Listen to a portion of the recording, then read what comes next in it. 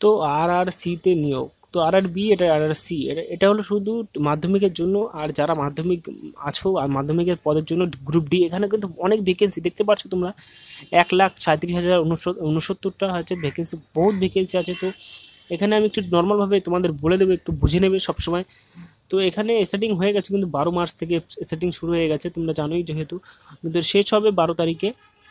তো এখানে কি হয়েছে, অনলাইনে তুমি এটাকে রিকমেন্ডটাকে জমা দিতে পারবে, মানে রিকমেন্ড প্রোডাক্টস আবেদন পদ্ধতি আপনি অনলাইনে করতে পারবে। আর রিকমেন্ড সংস্থার নামটা হলো রেলওয়ে রিক্রুটমেন্ট কল, এটার নাম। তো এই পোস্টের নাম হলো গ্রুপ ডি। ওরা অল ওভার ইন্ডিয়াতে আপনি এটাকে ফিল আপ করতে পারবেন, আর অবশ্যই ভারতীয় হতে হবে। তো এখানে আমি একটা ছকটা দেখে নিচ্ছি, ছকটা হলো কোথায় কতটুকু সিট আছে। তো এখানে নর্থ সেন্ট্রাল রেলওয়ে এলাহাবাদে আছে 2080টা। তো এখানে 2028 আছে জেনারেলের মধ্যে।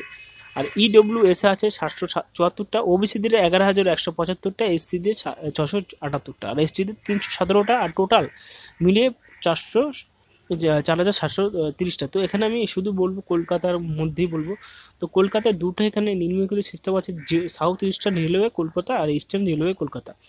তো সাউথ ইস্টার্ন রেলওয়ে কলকাতায় আছে, মানে জেনারেলদের আছেন 1933, আর ওইদিকে আছে আপনার ইডব্লিউসিতে আছে 482টা, আর এসসি ওবিসিদের আছে 1080টা, আর এসসিদের আছে 633টা, আর এসটিদের আছে 308টা। তো মোটামুটি মোটমাট মিলিয়ে হ্যাঁ 4,914টা। তো আবার বলে দিচ্ছি, সাউথ ইস্টার্ন রেলওয়ে কলকাতাটা আছে, মানে জেনারেল আছে 1933টা, আর আর ইডব্লিউএসএ আছে তোমার 482টা, আর ওবিসিদের আছে 1305টা, আর এসসিদের 783টা, 38টা, আর আছে হলো এসটিদের আছে 361টা, মানে মোটামুটি 4,914টা মিলে। ইস্টার্ন রেলওয়ে কলকাতার আছে, যেখানে জেনারেলে আছে 4,926টা, ইডব্লিউএসে আছে 1,087টা, আর এখানে মানে ওবিসিদের আছে 2,619টা, আর এসসিদের আছে 1,461টা, আর এসটিদের আছে 735টা, মোটামুটি 1,873টা, মানে 10,873টা। তো মোটামুটি এখানে 15,000 ভ্যাকেন্সি খালি আছে কলকাতা আর সাউথ ইস্টার্ন আর ইস্টার্ন রেলওয়েতে, মানে 15,000 মতন ভ্যাকেন্সি খালি আছে। তো তোমরা কিন্তু অনলাইনে ফিল আপ করে নিতে পারো। এখানে কিন্তু হাই সেকেন্ডারি পাস হতে হবে, ক্লাস 10th পাস, 10 থেকে এইচএস পাস পর্যন্ত তোমরা এখান থেকে আইটিআই কিন্তু লাগবে, আইটিআই সার্টিফিকেট এখানে চেয়েছে, আইটিআই সার্টিফিকেট তোমাদের লাগবে।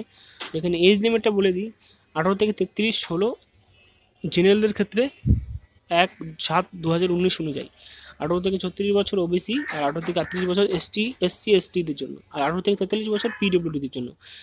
তুমি যেগুলো বুঝতেই পারলে ভারতীয় হতে হবে। তো এখানে হলো সেই একই ক্ষেত্র,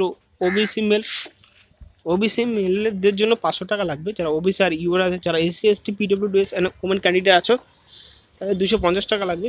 রিফান্ড রুলস, তুমি এক্সামের পরে তুমি টাকাটা ঠিক পেয়ে যাবে।